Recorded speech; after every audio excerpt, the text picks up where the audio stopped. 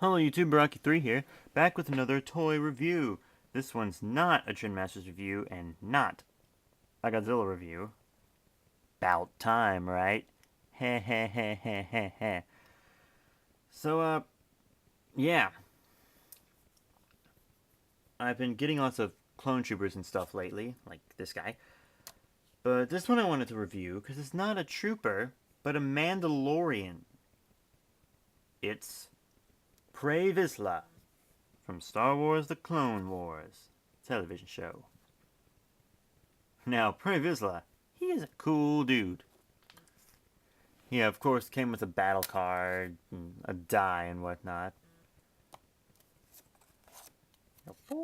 This isn't his, but because it's in my truck, actually. Just oh yeah, and I did find these. If you remember in this guy reviewed the Space Troopers review, I couldn't find them, but I found them. They were right next to him the entire time. You couldn't see him because of my Doctor Who Journal of Impossible Things. Anyways, back to the review.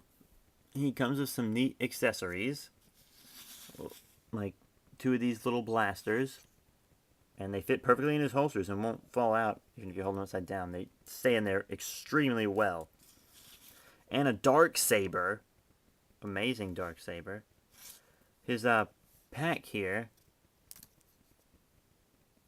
goes on and off his jetpack missile launcher, and you can actually take his helmet off, and there's his face. There's one more accessory that I will snag right now. Just give me a sec. His Mandalorian sashy thingy. There he is, looking cool in his Mandalorian sash. And I'm just going to go ahead and give you history. Now, Visla, who was actually the governor of Concordia, which is the moon that orbits Mandalore, and he seemed to support peace and not the Death Watch. And if you don't know, the Death Watch were a violent group of Mandalorians who wanted to become warriors like in the past. Yeah, Mandalorians are awesome. But anyways, Obi-Wan figures out that he's actually the leader of the Death Watch. Hypocrite. And then Visla tries to keep Obi-Wan quiet in a duel. Darksaber against lightsaber. Cool thing about darksabers, though, they're flat unlike lightsabers, almost katana-like, really. And also, if wielded by someone with enough skill, they can actually chop through the blade of a lightsaber. So, that's pretty cool. Pretty cool. Now, a detail. Really nice for a cartoon figure, you know? He has this Mandalorian council thing on his shoulder. There's not really any detail inside of the jetpack, but there's paint there. Weird. Anyways, the jetpack itself does look pretty neat. His gun looks great. So does his other gun, which is in his holster. Looks just like that one. His body looks nice. His armor, beautiful. Nice and smooth. Got all the ridges in it that it needs. It looks really good. His Darksaber looks nice. The design on the cloth here even looks pretty special.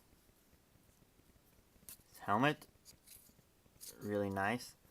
And, oop, there we go. His head looks pretty good too. Excuse me, pray.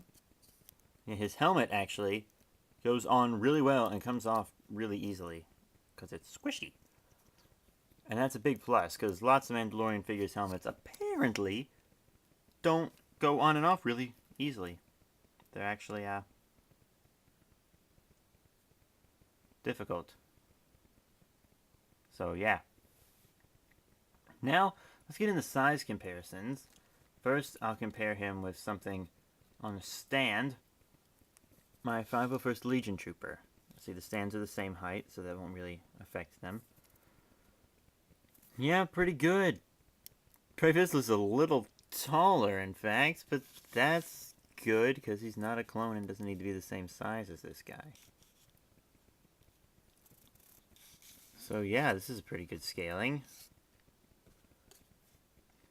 how about one of my episode 3 figures, Anakin Skywalker, which we do need to take off the stand for. Now, I haven't actually seen the episode he's from, I just love Mandalorians. But, he's taller than Anakin here, and I think that's appropriate. But he could be a bit taller, you know.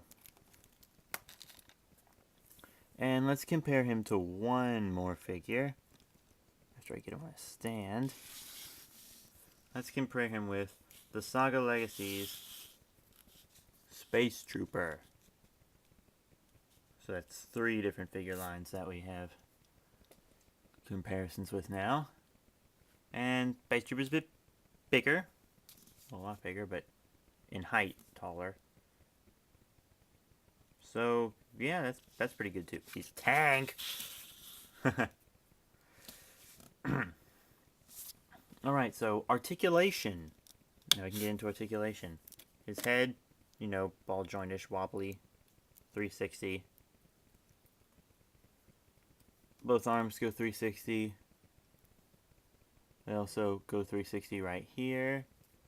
Come out. Elbows bend and go straight. Wrists 360, and it can bend back and forth like that. Really neat.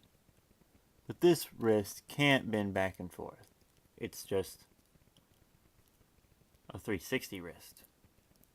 So there's a little bit of difference in arm articulation. Torso here, 360. And he bends to one side like that. But he doesn't bend to the other side that way, which I don't understand, but it doesn't bother me. Legs come out. It comes out just as far with the gun in the holster as it does without.